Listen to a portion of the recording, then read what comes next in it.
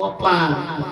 তখন থেকে ছোট থেকে মনে করি নাই যে ছোট মানুষ অবহেলিত, না না, আল্লাহ আমার এই ছোট বানাইছে, নিশ্চয়ই কোনো উদ্দেশ্য আছে, ঠিক কিনা? মুসলমানদের প্রতি যখন ঈমানের আঘাত এসেছে, সমস্ত মুসলমান বাড়ি ছেড়েছে, ঘর ছেড়েছে, বিছানা ছেড়েছে, বাপের জন্য সন্তান নেমেছে, সন্তানের জন্য মা নেমেছে, নারায়ে তাকবীর ধরিতে মুসলমান জাতি ঈমানের টিকাবার জন্য নাস্তিকরা গা থেকে পলায়া ভারত পক্ষে পলাইতে হয়েছে। মুসলমান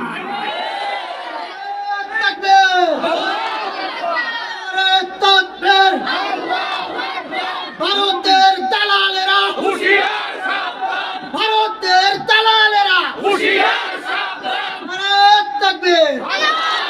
মুসলমানরা জোর দেখায় না, গোলাগুলি করার লাগে না।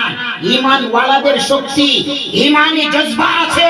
ঈমান ওয়ালাদের প্রতি যখন আঘাত আনবে, এক ঈমান ওয়ালারা রাস্তায় নেবে, নারে তাকবীর দিবে। কত কোরআন বিরোধী ওয়ালারা, কোরআনের উপর আঙ্গুল দেখানো ওয়ালা ব্যক্তিরা দুনিয়া থেকে এসে চলে গেছে। নাস্তিকতা জিন্দেগিতে, বেদাতিক দলগুলো পৃথিবীতে বাংলার জমিনে ঈমান ওয়ালাদের প্রতি, কোরআন ওয়ালাদের প্রতি কোনো চেষ্টাই নিতে পারবে না। ইনশাআল্লাহ, ইনশাআল্লাহ, ইনশাআল্লাহ, ঠিক কিনা? বরঞ্চ অনেক মার সন্তান হারিয়ে গেছে, আজ পর্যন্ত সেই মা গুলো অজ্ঞান হয়ে যায় নাই, এখনো হাহাকার করে, বলে আসো আরো সন্তান দিয়ে দেব। তারপরেও নবীর দেশে নবীর আইন চলবে, কোরআনের আইন চলবে, তাবলীগ ওয়ালাদের দেশে তাবলীগের আইন চলবে, দাড়ি ওয়ালাদের টুপি ওয়ালাদের প্রতি, ঈমান ওয়ালাদের প্রতি, কোরআন ওয়ালাদের প্রতি আমরাও সেদিন থাকবো যেদিন বাংলার জমিতে আনাতে কানাতে ইসলামের ধরে আসবে, নারে তাকবীরের ধরে আসবে। আমরাও আসবো, আমরাও থাকবো, ইনশাআল্লাহ, ইনশাআল্লাহ। আমরা বাস্তব মুসলমান, ঈমান ছাড়া কিছু নাই। যে মনে করি লাইফ ইজ নট রোজ, কুল্লু নাফসিন যায়কাতুল মাউত, ডেট কনসিডারস নো টাইম, ইহদিনাস সিরাতাল মুস্তাকিম in God is spent, life of the Quran. কোরআনটা তো আমাদের জীবন থেকে শুরু আর জীবন থেকে শেষ, ঠিক না? যেদিন জন্ম নিয়েছি মার কোল থেকে, সেদিনই তো ডান কানে আজান, বাম কানে ইকামত হয়েছে, ঠিক কিনা? আমি তো সেদিন মুসলিমের খাতায় নাম দিয়ে দিছি, ঠিক কিনা? যেদিন মৃত্যু গ্রহণ করব, 3.5 হাত কবরে চলে যাব, 3টা কাপড়ের মেহমান হবে, কোরআনের বাক্য ওয়ার্ড গুলো পয়রা পয়রা আমার কবরে শুয়ায়া দিবে। এই মধ্যের যত ফিতনার ফাসাদ, যত বালা বিজন আছে, কবরে রব্বে কারীম একটা বিন্দু নিতে দিবে না। শুরু তো কোরআন, শেষ তো কোরআন, ঠিক কি? ওই রব্বে কারীমের জন্য আমরা আজকেও আছি, কালকেও থাকবো, কিয়ামত পর্যন্ত থাকবো ইনশাআল্লাহ। বাজান কথা একটাই, যে যা দল করি না কেন, যে যে গ্রুপের নেতা হই না কেন, যে যে পৃথিবীর বাহাদুরি দেখায় না কেন, যে যে যত টাকার মালিক হই না কেন, যে যে যত বড় ব্যবসায়ী হই না কেন, যে যে বাবার আশিক হই না কেন, যে যত রক্তের পাওয়ার দেখায় না কেন, আমরা সবাই কবরের যাত্রী। আমার কবরের চিন্তা আমাকে করতে হবে, আমার কবরের হিসাব আমাকে দিতে হবে, আপনাদের কবরের হিসাব যার যার তাকেই দিতে হবে। কেউ কার কবরে বিন্দু মাত্র যাবে না। এই জন্য যে যা করুক না কেন, নিজ নিজ কবরের চিন্তা আল্লাহ পাক রব্বে কারীম আমাদের মেধা, ব্রেন, বুদ্ধি, বিবেকের ভিতরে যেন আজ থেকে, এখন থেকে আমাদের বেশি বেশি করে কবরের চিন্তা ফিকির আল্লাহ পাক জিহানের উপরে ফিট করে দক্ষ বলে বলে আমিন। বিশেষ করে কোরআনে কারীম, যালিকাল কিতাব লা রাইবা ফি, এটা এমন একটা কিতাব যার মধ্যে কোনো সন্দেহ নাই। আল্লাহ পাক এই কিতাবটা যারা ধরেছে, মেনেছে, রেখেছে, আল্লাহ বলেছে দুনিয়াও কামিয়াবি, আখিরাতও কামিয়াবি। যেমন একটা প্রমাণ, কি বলবো, আমি বাড়তি কথা বলতে চাইছিলাম না, তারপরে একটা বলি। যখন আমি সুলাইমান মায়ের পেট থেকে জন্ম নিছি, তখন গ্রামে, মহল্লায়, বাজারে, ঘাটে আমার জন্মস্থানে অনেক দাদা বাপেরা বলেছে, ছোট মানুষ কি করবে, কি কইরা খাইবে, কেমনে ঘর সংসার করব, কেমনে কি করব। আমার মা বলছে, বাবা কোরআন ধরো। আমার আব্বা কান্দে করে মাদ্রাসায় নিয়ে গেছে, বাবা কোরআন পড়ো, আল্লাহ তোমারে দামি বানায়া দিবে। আমার উস্তাদের কাছে এসেছি, খালেদ সাইফুল্লাহ আইয়ুবীর বাবার কাছে, জয়নাল আবেদিন সাহেব, আল্লাহ তাআলা হযরতের কবরটাকে রিয়াদুল জান্নাত দান করুন।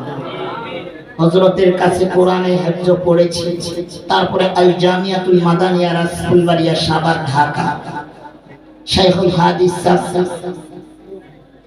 হযরত আবু জাফর শাহ ইব্রাহিম দামাত বারাকাতুহু মাদ্দাজিল আলিয়ার কাছে লাগাতার 19টা বছর কেটে দিলাম, ফেলে দেয় নাই, আঁকড়ে ধরেছি। তো আল্লাহ তাআলা এই কোরআনকে ধরার কারণে, নবীর সুন্নাতকে ধরার কারণে দুনিয়াও দিছে, আখিরাত। কোন জন্মভূমিতে যায়, দুই একটা গাড়ি পিছনে যায়, অনেক আলিম স্লোগান দেওয়ার জন্য বেকুল হয়ে যায়। ওই মানুষগুলো এখন কয় কিরে সুলাইমান নুরি নিয়ে আনবে, এখন গেলেই দৌড় দিয়ে আসে, কয় আমারও সুলাইমান। আমার মা বলতো, বাবা দেখো আল্লাহর কোরআন কেমন দাম। আরে মুসলমান, আমি যদি একটা ছোট্ট মানুষ আল্লাহর কোরআনকে ধরার কারণে এতদূর পৌঁছাইতে পারি, পৌঁছতে পারি, তাহলে আপনাদেরকেও আল্লাহ পৌঁছাবে, ঠিক কিনা? এই জন্য আল্লাহর কোরআন ধরেন, দুনিয়া ছেড়ে দেন। আল্লাহর ওয়ালারা তো আল্লাহ ওয়ালাদের সাথে খেলা করে। ছোট্ট একটা কথা, এক পাগল রাস্তার ধারে কেদা নিয়ে খেলাধুলা করে। এক প্রেমিক তার প্রেমিকারে নিয়ে ঘুরতে যাইতেছে, নতুন শাড়ি পরাইছে। এখন যেমন যুবকরা প্রেমিকের জন্য কত কিছু কইরা ফেলায়, ঠিক কিনা? আমি মনে করি যুবককে নষ্ট করার জন্য দুটা জিনিস যথেষ্ট, পুরুষের জীবন নষ্ট করার জন্য গাড়ি, আর মন নষ্ট করার জন্য নারী, ঠিক কিনা? তো এই যুবকে তার প্রেমিক লইয়া যাইতেছে, একটু পাগল কেদা নিয়ে খেলাধুলা করতেছে। কেদায়া কথাটা তো এরকম, আমি প্রথমে বলছি। আচ্ছা বাজান, যেহেতু আর 20টা মিনিট টাইম আছে, 20টা মিনিট একটু কষ্ট দিই, যদি ভালো লাগে তাহলে বলবেন, চালাবো ইনশাল্লাহ। যদি ইঞ্জিন দুর্বল হয় সমস্যা নাই, মানুষ ছোট আছে, ইঞ্জিন করা আছে, 3 ঘন্টাও টানতে পারে। একটু অসুস্থতায় কি হয়েছে, তাই চলে গেলাম ইসলামের দাওয়াত দিতে দিতে, ঠিক কিনা? আপনারা একটু যারা দাঁড়িয়ে আছেন, এই যে খালি জায়গাগুলি একটু চাপ দেন, একটু চাপ দেন, একটু চাপ দেন। আর যারা দাঁড়িয়ে আছে একটু বসেন, যদি ভালো লাগে, কোরআনকে যদি পছন্দ লাগে, আমারে না আল্লাহর কোরআনের জন্য জীবনটা তো অনেক কিছু করছি বাজান। এই যে গার্মেন্ট অফিস আদালতে চাকরি করেন, মা তুইলা পর্যন্ত গালিগালাজ করে, বাবা তুইলা গালিগালাজ করে, শুধু কয়টা টাকার জন্য পাগল হয়ে যায়, ঠিক কিনা? কিন্তু এই কোরআনের জন্য আজকে আমরা একটু গালিগালাজও দেই নাই, শুধু কয়েকটা দাওয়াত দেওয়ার জন্য কথা বলবো। আমরা একটু সুযোগ করে একটু কোরআনের জন্য বসবে, একটু জায়গা করে দেন। চাপে চাপে বসেন, যারা দাঁড়িয়ে আছি বসার জন্য একটু সুযোগ করেন, একটু সুযোগ করেন, বসে দেন। আওয়াজ না করি, stop, no sound, no volume, attention please. কোন দিকে? আমার তো পাগলে কেদা নিয়ে খেলাধুলা করে, প্রেমিকারে লয়ে যাইতাছে। তো পাগলের কেদার কয়েকটা ফোঁটা প্রেমিকের গায়ে পইরা গেছে। প্রেমিক কয়, দেখছো পাগল, আমার দামি শাড়িটা নষ্ট কইরা ফালাই, ধরা পাগল। প্রেমিকাই বলছে, প্রেমিকের মেজাজ ঠিক দেয়, দৌড় দিয়ে যায় পাগলকে ধুইরা ফেলাইছে। এই পাগল, আমার সুন্দর প্রেমিকার গায়ের শাড়িটা নষ্ট করে ফেলাই, মারপিট করছে। পাগলে হাত থেকে কেদাটা ফালাইয়া একটু পাশে যায় মালিকের কাছে দরখাস্ত করে কয়, ও মালিক, তোমার পাগলের সাথে কে কি করে তুমি কি দেখো না? তুমি কি দেখো না? তোমার যদি মৌলাই পাগল আমি হইয়া থাকি, তো পাগলের বিচার কইরা দেখা। বলতে দেরি আর আল্লাহ সহ্য করতে দেরি নাই, পাগলের কথা দরখাস্ত দিতে দিতে মঞ্জুর করতে দেরি নাই। আর প্রেমিকরে আল্লাহ পাক পাকড়াও করতে আর মৃত্যুবরণ করতে দেরি করেন। প্রেমিকার সমস্ত বাড়ি থেকে মানুষ আইছে, এই পাগল, আমার ভাইরে কেমনে মারলা, আমার ছেলের কেমন মারলা? আপনার ভাইয়ের, আপনার ছেলের প্রেমিকের গায়ে একটু কাদার ফোঁটা পড়েছে, তাই আপনার ছেলে, আপনার ভাই সহ্য করতে পারলো না। তো আল্লাহর পাগল আল্লাহর গোলামের সাথে পাগলামি করে, আল্লাহ কি তার রব্বে কারীম কি তার সহ্য করে থাকে? আমি পাগলের কাছে, পাগলের মালিকের কাছে দরখাস্ত করছি, আল্লাহ পাক রব্বে কারীম উচ্চ একজন প্রেমিক আছে, আমি যার সাথে প্রেম করি, যার সাথে ভালোবাসা, যার সাথে আমার হৃদয়ের কালেকশন, আল্লাহ তাআলা ওই পাগলের ডাক দিছি, আর আল্লাহ পাক রব্বে কারীম আপনার ভাইরে লয়ে গেছে। পাগলের ঈমানওয়ালার পাগলামি তো রবের সাথে ঠিক কিনা? আরে যদি বাহাদুরি থাকো, যদি তাকাব্বুর থাকে, শক্তি থাকে, রবের সাথে পাওয়ার দেখাও, খোদার সাথে পাওয়ার দেখাও। টুপি ওয়ালাদের সাথে কেন, ঈমান ওয়ালাদের সাথে কেন? খেলা যদি খেলতে হয় মাঠে এসে খেলা করা ঠিক কিনা? ঈমান ওয়ালাদের পাওয়ার কি দেখেছো? আরে যারা নাম লিস্ট করেছে, যারা মামুনুল হক সাহেবের লয়া নির্যাতন করেছে, আমার ছোট ভাইকে গায়ে নির্যাতন করেছে, যাকে আমার আগে বয়ান করেছে, নির্যাতন আর জুলুম করেছে, মাইক কেড়ে নিয়েছে, আজকে তারা কোথায়? আমাদের দাওয়াত আছে, কালিমার প্রচার প্রসার আছে, মাইক আছে, স্লোগান আছে, তারা কোথায় ঠিক কিনা? তাকবীর, তাকবীর। আলেমানামের শত্রুরা হুঁশিয়ার সাবধান। তাকবীর। কষ্ট তো আমাদের আগে থেকে, যেদিন এই মাথার টুপিটা পড়েছি, পাঞ্জাবিটা গায়ে দিছি, সেদিন থেকে আমাদের কষ্ট আছে কিনা? আল্লাহ নবী যেদিন নবী হয়েছে, নবীর রাজত্ব পাইছে, সেদিন থেকে আল্লাহর নবীর কষ্ট শুরু হয়ে গেছে। আল্লাহ পাক বলছে, যাও হাবিব, ও নবী ও পয়গম্বর, যাও, ওয়াকুল জাল হক ওয়া যাহাকাল বাতিল ইন্নাল বাতিলা কানা যাহুকা। যাও মক্কা নগরীর ভিতরে যায় ইসলামের দাওয়াত দাও। সেদিন মুসলমান ছিল না, কাফের আর মুশরিক ছাড়া, ঠিক কিনা? আল্লাহর নবী দাঁড়ে দাঁড়ে দাওয়াত দিয়েছে, লা ইলাহা ইল্লাল্লাহ, নেই কোনো মাবুদ আল্লাহ। সেদিন যখন দাওয়াত দিয়েছে, আল্লাহ পাক বলেছে, হাবিব দোস্ত, তুমি ইসলামের দাওয়াত দাও, তোমার বিরোধিতা বাইরের মানুষ করবে না, নিজের ঘরের মানুষ তোমার বিরোধিতা করবে, ঠিক কি? সেদিন রাসূল কি ইসলাম ছেড়ে দিছে, পলায়া গেছে, লুকায়া গেছে? ইসলামের দাওয়াত নিয়ে সামনে অগ্রসর হতে আছে, ঠিক কিনা? কাফের মুশরিক একদল হয়েছে, আল্লাহর নবী একা একদিকে, পুরা মক্কা নগরীর ভিতরে দুটা ব্যক্তি, দুটা কাফের জন্য রব্বে কারীমের কাছে দোয়া করলেন, আল্লাহ এই মক্কা নগরীর ভিতরে দুটা কাফেরকে আপনি ইসলামের তলদেশে নিয়ে আসেন, ইসলামের খাদেম বানায়া দেন, আমি রাসূল আপনার কাছে দোয়া করলাম। দোয়া করতে দেরি, দুই জ্বলন্ত কাফেরকে আল্লাহ হেদায়েত দিতে দেরি করে, যেই দুই ব্যক্তি রাসূলের রওজা পাকের সাথে তার কবর। মক্কা মদিনায় গেছেন কিনা জানি না, যারা গেছেন আল্লাহ পাক বারবার নেওয়ার তৌফিক দান করুন। যারা যান নাই তাদেরকে আল্লাহ পাক মৃত্যুর আগ পর্যন্ত হইল একবার হইল মক্কা মদিনার মেহমান বানায়। আল্লাহ পাক যেন আমারে বারবার নেয়। আবার নিয়ত করেছি 5টা মাস চিল্লাইছি, এই মাহে রমজানের 2 দিন আগে চলে যাব, পুরো রমজান কাটাবো ইনশাআল্লাহ। আল্লাহ তাআলার কাছে প্রথমে শেরগুলো পড়েছি, মদিনার শের পড়লে চোখ দিয়ে পানি আসে, যেই শেরগুলো রাসূলের রওজা পাকে গাওয়া হয়। সাধারণ শের পড়ি নাই, আলেমরা বুঝতে পারছি কোন কলিজার শের পড়েছে। মন চাই ওই মদিনা ছাড়ে আসার মন চাই না, মন চাই মক্কার গিলাফটা ছাড়বো না, মন চাই দেশে আসবো না, ও দেশে যদি মৃত্যু গ্রহণ হইত। আমি কালকেও আমার খাদিমরে বলছি, আমার মৃত্যুটা মনে হয় মদিনাই হয়, কেন জানি আমার মনটা ডাকতেছে। যদি মদিনায় হয়, আল্লাহ যেন মদিনা নিয়ে যায়, মৃত্যুটা হয় আমার বড় আশা। রাসূলের রওজা পাকে, রাসূলের রিয়াজুল জান্নাত গুলিস্তানে ঘুমাবো। আল্লাহু আকবার। আরে মুসলমান এই ছোট্ট মানুষ আল্লাহ পাক বহুদূর পর্যন্ত নিয়ে গেছে, আলহামদুলিল্লাহ। যদি আমার কাঠগুজারি আধাটা ঘন্টা বলে মেমোরি হ্যাং করবে, যে কেমনে কি সম্ভব। আমাকে এক সময় বলেছে কে বিয়ে করবে, আমার ঘরে এমন একজন দিদি, আমার ওস্তাদ আমাকে বলেছিল, একদিন তাহাজ্জুদ পড়ে অজ্ঞান হয়ে গেছে, আমার ওস্তাদ তুতায়া লয়ে আইসা হুশ কইরা বলছে, বাবা কেন কান্দো? আমি তো হুজুর আমার 3টা জিনিসের জন্য আমি কান্না করি, তার মধ্যে কি একটা জিনিস? আমি বলছি সর্বপ্রথম হুজুর আমার কে বিয়ে করবে?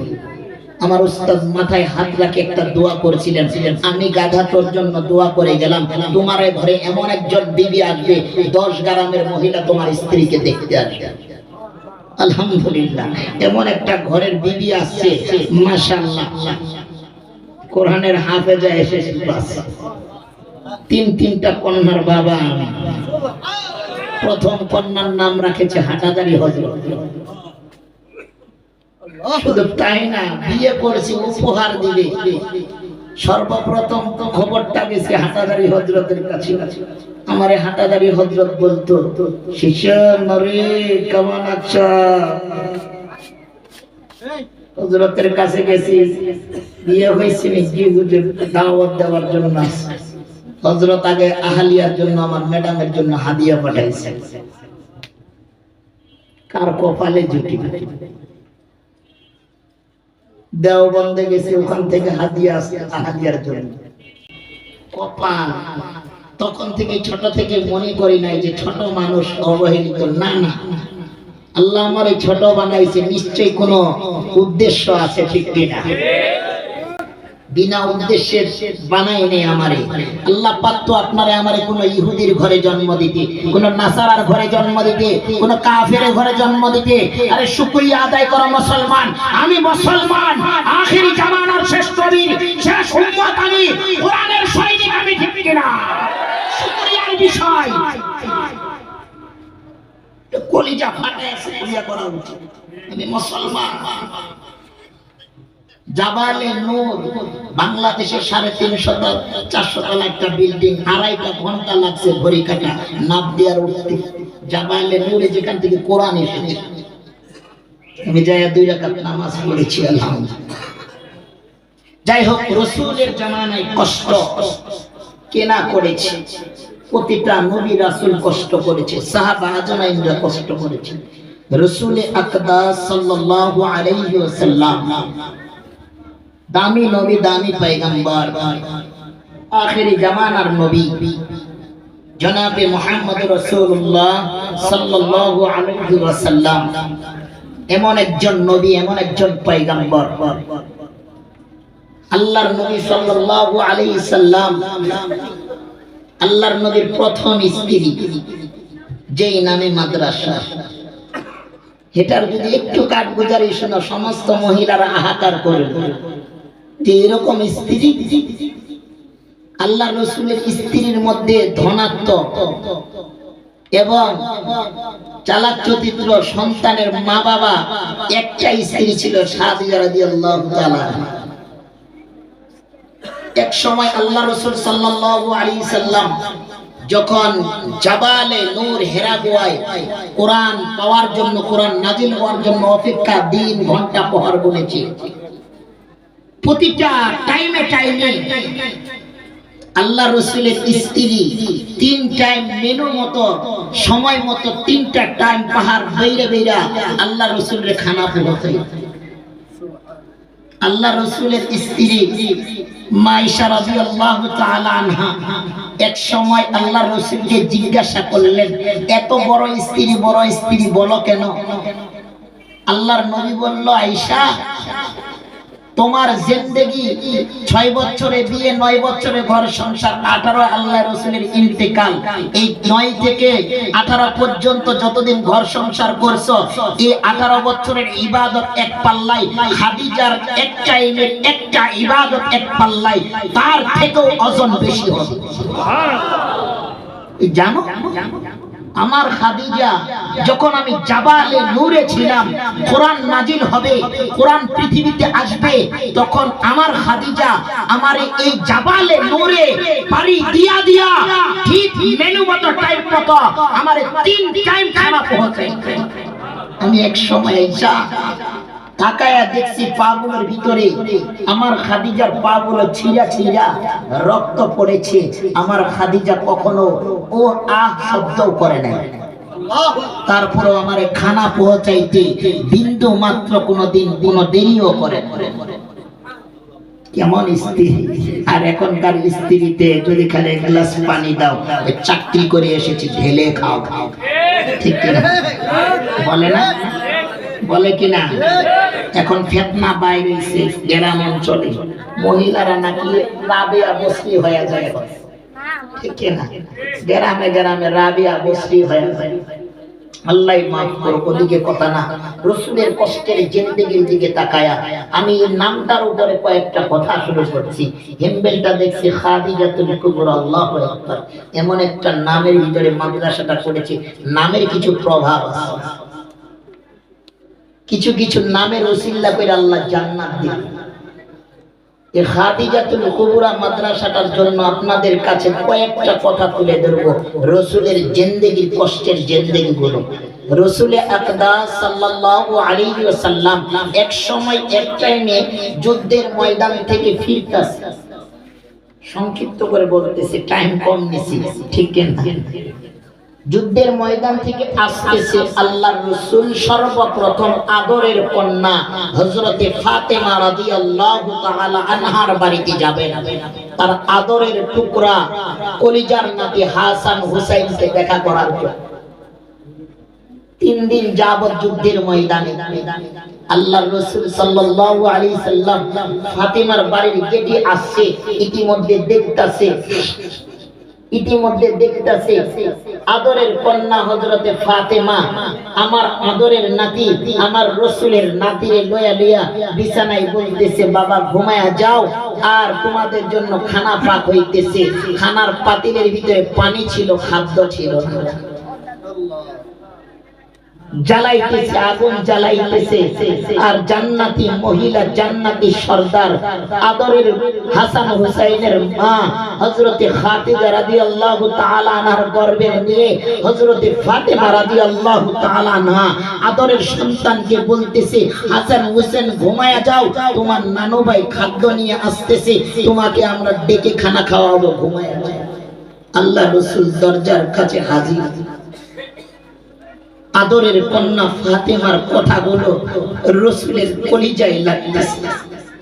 আল্লাহর নবী আর মেয়ের কাছে যায় নাই, গেট থেকে ফিরে চলে গেছে। আদরের নাতির খাওয়া নাই, চুলায় আগুন জ্বলে খাদ্য নাই, পানি গরম হয়ে চাউল নাই। আল্লাহর নবী সহ্য করতে পারে নাই। জান্নাতের যারা সর্দার হবে, জান্নাতের যুবকদের যারা সর্দার হবে, জান্নাতের মহিলাদের যিনি সর্দারনি হবে, হযরতে ফাতেমার ঘরে খানা নাই, হাসান হুসেন নাতির ঘরে খানা নাই, এটা সহ্য করার মতো নয়। আল্লাহর রাসূল গেট থেকে ফিরে মক্কার দিকে রওনা হয়ে গেছে। এক ইহুদি ব্যক্তি চিৎকার করে, কে আসো আমার খেজুরের বাগানে পানি দিয়ে দিবা, আমি তাকে 1 দিরহাম টাকা দেব। আল্লাহর নবী যায় দাঁড়াইলেন, ভাই আপনার খেজুর বাগানে আমি পানি দেব, আপনি আমাকে কিছু মুনাফা দিয়ে। ইহুদি ব্যক্তি চিনে না তিনি আখিরি জামানার পয়গম্বর, তিনি চিনে না শেষ নবী, তিনি চিনে না তিনি মুহাম্মদুর রাসূলুল্লাহ সাল্লাল্লাহু আলাইহি ওয়াসাল্লাম। আল্লাহর নবীকে বললেন, এই যে আমার খেজুর বাগান, এই যে আপনাকে একটা বালতি দিলাম, এই সমুদ্র থেকে পানি তুলবেন আর আমার খেজুর বাগানে দিবেন। আমার সমস্ত খেজুর বাগানটা আপনি পানি ভরপুর করে দেবেন। আপনি পানি ভরপুর করে দেবেন, দিতে দেরি আপনার মুনাফা বেতন দিতে আমি দেরি করব। আল্লাহর নবী সাল্লাল্লাহু আলাইহি ওয়াসাল্লাম কেমন নবী, কেমন পয়গম্বর আমরা জানি না মুসলমান। আল্লাহর নবী সাল্লাল্লাহু আলাইহি ওয়াসাল্লাম যখন মায়ের গর্ভে আসলেন, ইতিমধ্যে পুরা ঘর সুগন্ধিত ভইরা গেছে। আল্লাহর নবীর দাদা যায়া জিজ্ঞাসা করে, বৌমা কেন এত সেন্ট ব্যবহার করো, কেন এত আতর সুগন্ধি ব্যবহার করো? আল্লাহর নবীর আম্মা যখন কলসে পানি নিতে যাবে, আল্লাহর নবীর দাদা দাদি বলে, আহারে বৌমা তুমি রাস্তা দিয়ে হাঁটো, সুগন্ধ ভরপুর হয়ে যায়, এটাও তো গুনার একটা অংশ হয়ে যায়। আল্লাহর নবীর আম্মা বললেন, আম্মা জান বলেছে, আব্বা আমি তো কোনোদিন কোন সুগন্ধি বা আতর কোনোদিন ব্যবহার করি না। আব্বা আপনি কি জানেন, আপনার আদরের নাতি যখন আমার গর্ভে এসেছে, সেদিন থেকে আমি কলসে কইরা পানি নিতে যাই, আকাশের সূর্যটা আমার কাছে চলে আসে, আমি যেই দিক দিয়ে হাঁটি সেই দিক দিয়ে আকাশের সূর্যটা আমার পিছপা যায় আমার ছায়া দান করে। ওগো আব্বা, আপনি কি জানেন সেদিন থেকে আমি যখন গেটের বাইরে হই, আসমানের তারা সূর্যগুলো আমারে সালাম জানায়, জমিনগুলো সালাম জানায়, গাছের পাতাগুলো সালাম জানায়, গাছের পশু পাখিগুলো আমারে সালাম জানায় আর সম্মানার্থে কথা বলে। ওগো আব্বা, আমি আমার জিন্দেগি ভর কোনোদিন আমি সুগন্ধ ব্যবহার করি নাই। আল্লাহর নবী কেমন নবী, কেমন পয়গম্বর, আমরা কোন নবীর উম্মত মুসলমান জানি না। গাও গরম হয় না রে মুসলমান, আজকে নবীর নামে কত রকমের গান বাজনা জন্ম তারিখ পালন হয়, সেই নবীর নামে কটূক্তি কথাবার্তা বলে। এ মুসলমান, সত্যিকার যদি নবীর আছে খাও, নবীর পাগল হয়ে থাকো মুসলমান, ঘর ছাড়া বাড়ি ছাড়া ওই যারা নবীর নামে জন্ম তারিখ পালন করে, নবীর কটূক্তি কথাবার্তা বলে, তাদের বিরুদ্ধে দাঁড়ায় নবীর বিরুদ্ধে বাতিলকে, এই ইহুদিদেরকে দালালকে বাংলার জমিন থেকে হেদায়েত করতে হবে ইনশাআল্লাহ, ইনশাআল্লাহ। ঠিক কিনা? নারে তাকবীর, নারে তাকবীর। বিশ্ব নবীর দুশমনেরা, বিশ্ব নবীর দুশমনেরা, নারে তাকবীর। আমার মনে হয় টাইমটা শেষ হয়ে গেছে, ছেড়ে দিব, চালাবো। অনেক মানুষের চাকরি আছে, ছাইরা দিলে চালাবো, তাহলে কিছুক্ষণ চালাই, ঠিক কিনা? 20 মিনিট চলবে ইনশাআল্লাহ। কারা কারা একটু হাতগুলো দেখান তো। নারে তাকবীর। রাসূলুল্লাহ সাল্লাল্লাহু আলাইহি ওয়াসাল্লাম কেমন নবী, আল্লাহর নবী সাল্লাল্লাহু আলাইহি ওয়াসাল্লাম যখন পেটে এসেছে কেমন বরকতান নবী, যে নবী যে রাস্তা দিয়ে হাঁটবে সে রাস্তা সুগন্ধি বাসনা হয়ে যাবে। আল্লাহর নবী সাল্লাল্লাহু আলাইহি ওয়াসাল্লাম বরকতি মোবারক হাত দিয়ে বালতিটা হাতে নিলেন, আর কিছুক্ষণ পরে নদীর দিকে হাতটা বাড়াইল, আর বরকতি হাত দিয়ে বালতি ভৈরা ভৈরা পানি উঠাই। আল্লাহ পাক রব্বে কারীম বলে, জিবরাইল কেন বসা? আমার দোস্ত, আমার হাবিব, আমার পয়গম্বর, আমার নবী, যেই নবী পয়গম্বরের শরীরে মশা মাছি পড়া পর্যন্ত হারাম, এই নবী কষ্ট করবে, এটা সহ্য করা যায় না। যাও যাও, ওই খেজুর বাগানটা দ্রুত পানি দ্বারা ভরপুর করে দাও। আল্লাহর নবী সাল্লাল্লাহু আলাইহি সাল্লাম কয়েক বালতি পানি দিতে দেরি, পুরা খেজুর বাগানটা ভরতে আর ভরপুর হইতে দেরি না। আল্লাহর নবী নিজ হাতে পানি দিলেন। ইতিমধ্যে ইহুদি ব্যক্তি আসছে, আসার পরে দেখতেছে খেজুর বাগানের চতুর্দিকে তালাশ করে দেখে, পাইচারি করে দেখতেছে এত তাড়াতাড়ি কিভাবে সম্ভব আমার খেজুর বাগানটা পানি দ্বারা ভরপুর হওয়া। ইহুদি ব্যক্তি আল্লাহর নবী সাল্লাল্লাহু আলাইহি সাল্লামের কাছে আইসা আল্লাহর নবীকে বলতেছে, আমার খেজুর বাগান ভরপুর হয়ে গেছে। আল্লাহর নবী বললেন, ভাই, আপনার খেজুর বাগান ভরপুর হয়ে গেছে, আপনার ডিউটি কি আমি পালন করতে পারছি? যদি পেরে থাকি তাহলে আমার মুনাফা বা বেতন আমাকে দেন। ইহুদি ব্যক্তি আল্লাহর নবীকে বেতন দিলেন, টাকা দিলেন। এবার আল্লাহর নবী বললেন, ভাই, আপনি তো আমার মুনাফা বেতন ঠিকই দিলেন, কিন্তু আপনার আমানতের জিনিসটা আমি দিতে পারলাম না। আল্লাহর নবীর দিকে তাকায়া বলে কোন জিনিসটা? আল্লাহর নবী বললেন আপনি একটা আমানত স্বরূপ আমাকে জিনিস দিছিলেন, যেই বালতিটা দিয়ে পানি উঠাইতাম, শেষের বালতিটা যখন উঠাইতে রাজি হইছি আর দিছি, অগ্রসর হইছি, পানিটা নিছি, ইতিমধ্যে বালতিটা নদীর ভিতরে কইরা গেছে, আর বালতিটা আমি তালাশ করে পাই না। আল্লাহর নবী বলতে দেরি ইহুদি ব্যক্তি দুটা হাত উঁচা কইরা আল্লাহর নবীর বরকতি চেহারায়, মোবারক চেহারায় ইহুদি ব্যক্তি থাপ্পড় মারতে দেরি করে নাই, আল্লাহর নবীর চোখ মোবারক পানি দিয়ে ভরপুর। আল্লাহর নবী ইহুদি ব্যক্তির কাছে কোনো জবাব দিলেন না, উত্তর দিলেন না, কোনো কথা বললেন না, চোখের পানিগুলো চোখে রেখে দিলেন। যদি চোখের পানিটুকু ফালায়া দেয়, না জানে ইহুদি কষ্ট পাবে। আল্লাহর নবী এবার নদীর দিকে ইশারা করলেন। আল্লাহর নবী ইশারা করতে দেরি, আরে কেমন নবী! আল্লাহর নবী চন্দ্রের দিকে ইশারা করেছে, চন্দ্র দুই ভাগ হয়ে গেছে। সূর্যের দিকে ইশারা করেছে, সূর্য দুই ভাগ হয়ে গেছে। সেই নবী পানিতে ইশারা করতে দেরি, বালতিটা হাতে আসতে দেরি করে নাই।